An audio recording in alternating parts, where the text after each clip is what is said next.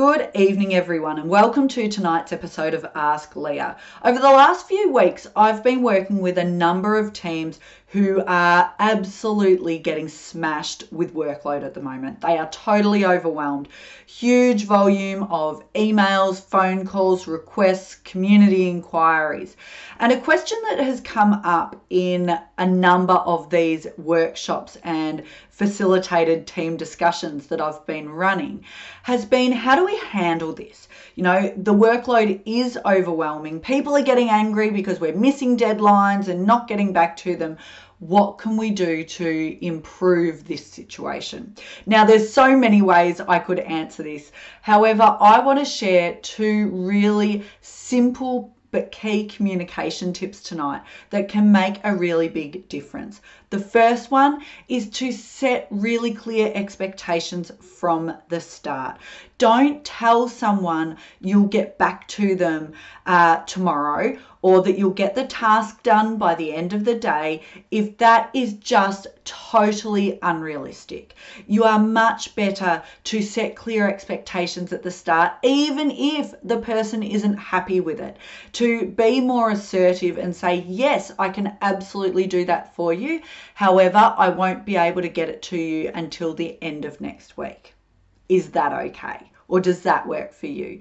And you can ask those questions. Is that okay? Does that work for you? If there is some wriggle room in terms of your ability to reorder priorities, if there's not, I would leave those off entirely.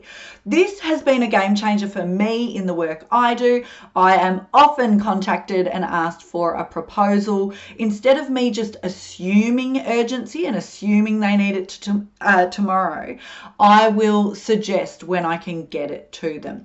That's really important, because if someone contacts you and they know that you're flat out and you've got other priorities and you will get to it, but actually there's a delay at the moment and they probably shouldn't expect something for maybe it's even like 4 to 6 weeks, tell them. You are much better to tell them up front. The second piece of advice to share with you tonight is this.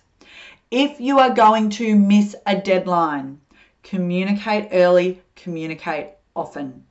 Don't wait until the deadline has passed to say, oops, didn't get it done. Or say nothing at all and hope the other person doesn't follow up really cranky. That is a recipe for conflict and disaster. So if you have set a clear expectation and you're still not going to meet that deadline, you got to let the person know. Yes, it takes courage. Yes, it means picking up the phone ideally, or perhaps sending an email, but let people know and give them a reset expectation of when they can expect it. Again, the person on the receiving end may not be happy. However, if you take the time to proactively communicate, the result is going to be so much better. Good luck.